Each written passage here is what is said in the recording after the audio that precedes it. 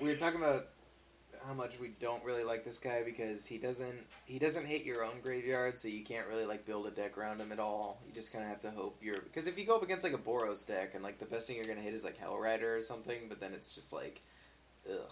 Yeah, there's no control to him as it is right now. He's not like immune to Wrath, so it kind of runs into the same problem that Geist of Saint Traft did when it was playing it in the band control decks. That you would like play Geist of Saint Traft to like try and tech your opponents, but then they would just play a Thragtusk and be like, "Oh yeah, Thragtusk is still an awesome answer to that card," and then like they have to Wrath their own Geist off the board.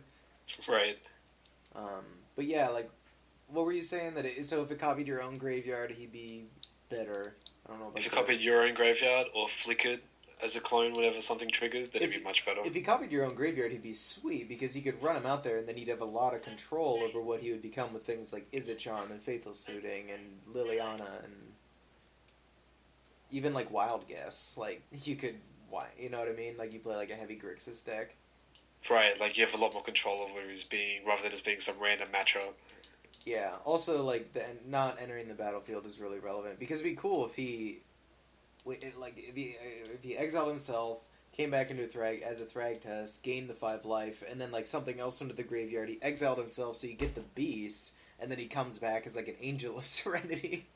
Right. And he's hexproof the whole time. Like there'd be a lot of cool things you could do, and I think it'd be also like really fun exiling shit like that because then like especially if you like exile him, bring it back as like a Restoration Angel, blink something that and then that flickers and Right. As it is, it's just a step below being playable. I think Clone is just better than this card.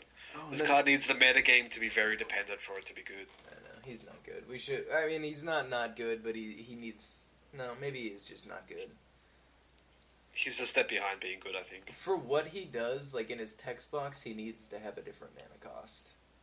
Yeah. Or just something needs to be different about that dude. Yeah. This guy. I think everything that we said was like fine. Either flickers or your own graveyard. Yeah, but that's not going to happen. So, although I don't know, so they have changed cards before. They spoiled them as one way, and then they released them as something else. I know this is from the official mothership though, so it's not going to change. Yeah, I know, but Yeah. This guy I actually kind of like. He's a version of Gideon that I like a lot more. I hate this card, to be honest. Really? I don't think it's so boring. It's just like not very fair at all. It's very powerful, I agree. It's a very good card, but I just hate the design of it. It's just not fun whatsoever. But it's just like you're either playing a game with Obsidat or without Obsidat. You are never going to do anything different once it's in play, and it's such a generic self-engine. He's very powerful. Do you really feel that way? I don't know. I feel like you might like. Because I think he does a good thing on both sides of what he does, because you don't necessarily have to bring him back into play. What do you mean? Because you mean you're always going to flicker this guy? The fact that he has haste is just ridiculous. You won't always flicker this guy. You will. You will always flicker this creature. No, because what if you played it in a like a heavy Wrath deck? What do you mean? Let's see. You exile him, and then I thought you had the choice of exiling him. You do. At the beginning of your end step, you may exile. But does it have to go? Okay, so return. Oh, so you have to put it back into play. Yes, you are always going to flick this card. It's just rinse and repeat. It's super boring. I should have read that card better. I'm usually good at reading cards too. I wish if it didn't have haste, the card would be very interesting. But with haste, it's just stupidly broken. Well, I would like it a little bit more if you got to choose whether it came back in play or not at the beginning of your upkeep. So it just like hovers in the Ghost Aether or whatever it's called. Exactly. So you could keep it in the exile zone because remember when we were talking about like Magic trying to create new mechanics? Like there's very few things that actually like interact with the exile zone. Right. And I think it would be cool to have a card that kind of, and especially being like this spirity ghosty dude, like I think it'd be really flavorful if you could just like keep him in the exile zone as long as you want. So you could just be like cast him and leave him exiled, and then just like Wrath, and then like finally at once the beginning they of your upkeep, pay 1 to keep him in the exiled zone or something like that. You don't even need to. Just make it a May ability to come back into play. Right.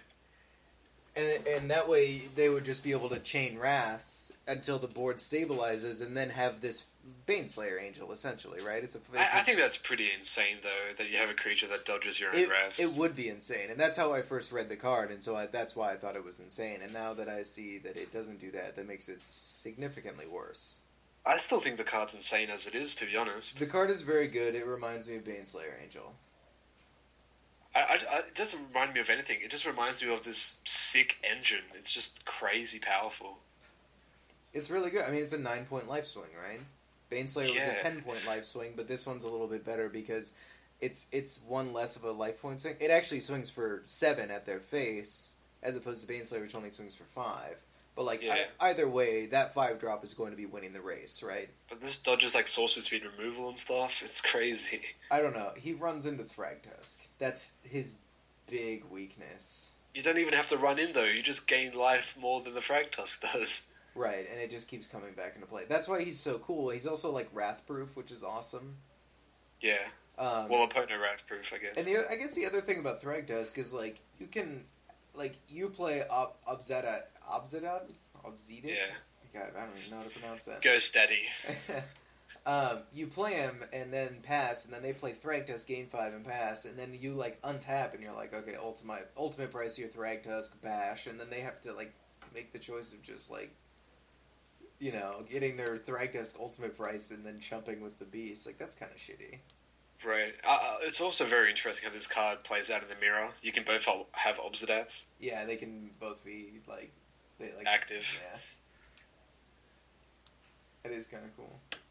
That would also be cool if he could stay in the exile zone, because then you could play multiples and just have more ready to come back as soon as they deal with the first one. No, you just have 2, right? You exile 1. Yeah, one would come. Yeah. The one would stay in play, and you'd keep it bashing if you wanted to, or you could leave both exiled and then wrath the board and pass turn. Actually, no. Once you both have Obsidat going on, you can't really stop it, can you? You have to interact with it with another spell. Because you play yours and the legend rules out. What do you mean? Like, say, like, if you have 2 Obsidat and he has 1, like, you can't do anything about it. Yeah, like an Obsidat equals an Obsidat. Right. Like, if you play your Obsidat first, you are so far ahead. Right, but that's been true with every single card, period. Like, the first, well, maybe not Bloodbraid Elf, but the first Jace is always better. The first Huntmaster is always better. Right. Like, that's why being on the play is better. But, like, not in the case of Thragtusk. Thragtusk is pretty even whenever you play it. Yeah. And even with Geist Saintcraft, it's pretty even when you play it. But the first one was better because you played Geist, Sid Go, they played Geist, Sid Go, so you're untapping, and they're tapped out. Right. So it's good if you have another Geist. Yeah. So, I mean, playing the first one is better there. Not as big as, like, with Huntmasters or anything, but, I mean, definitely it's better to have the first one there. Right. Or like Jace, you played the first Jace. I win. Yay. Jace Brainstorm.